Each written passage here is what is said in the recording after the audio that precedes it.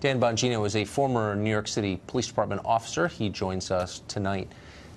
So, Dan, given the fact set that we have now, 3 hours and 10 minutes after it happened, what does it add up to, would you say?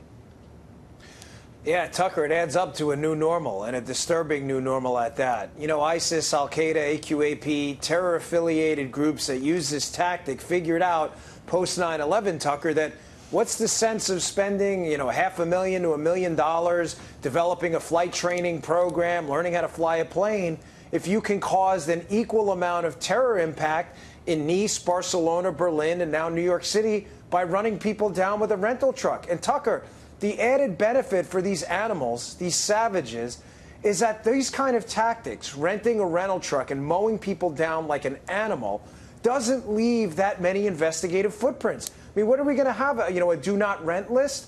I mean, it's just not possible. Meanwhile, learning how to fly and doing all that other stuff leaves behind some investigative breadcrumbs we can track. This is very, very difficult to stop. I mean, how would you even go about trying to stop it at the law enforcement level? Well, that's good, because I don't like to come on your show and just complain. There is a way to at least hopefully make a dent. I think the country would be astounded if they realized, me being a former federal agent and a former New York City police officer, how few people of interest are under active physical surveillance. Now, listen, I'm a libertarian at heart. I think we've wasted a lot of time on mass data collection from people who have nothing to do with anything.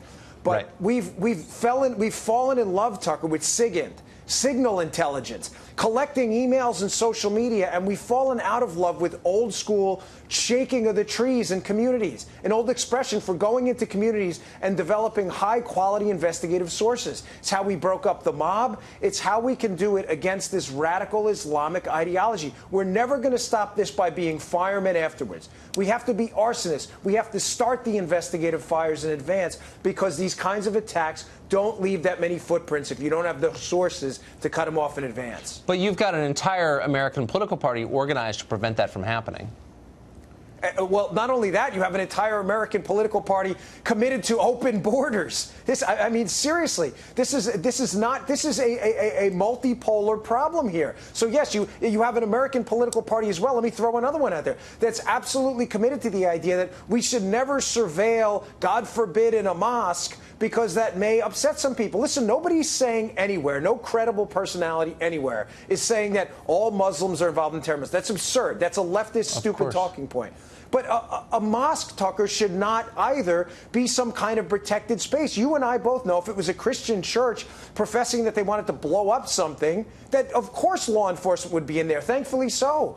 But this has just gotten, this PC society is sickening, and it's damn dangerous to American citizens. And thank God we have a president who finally understands the threat, too, by the way. I mean, look where we'd be now if we still had this apologizing and not using the word terrorism anymore.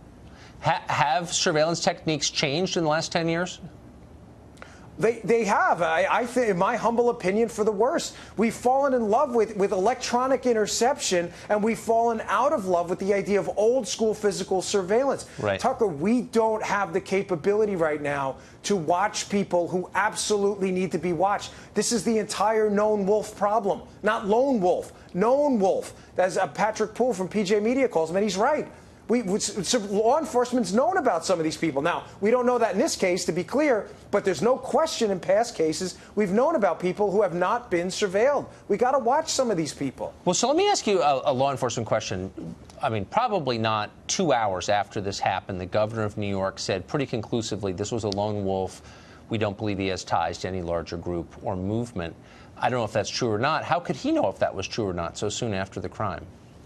He doesn't know that, Tucker, and that's a nonsense talking point. There are no more lone wolves. Let's throw that term into the dustbin of history. There are no more lone wolves. They have moved now to a franchise-type model where they understand that individuals can go out and just buy into their ideology on the internet, and ISIS and these other groups will lay claim to it. There's no such thing as a lone wolf. They're just embedded into the ideology through a different means than personal radicalization, which we had in the past. Forget lone wolf. That's an ideological talking point to make you believe that this is an isolated problem when it's not. It's a systemic problem, and we all know it. That's a political talking point, not a law enforcement one. Yeah.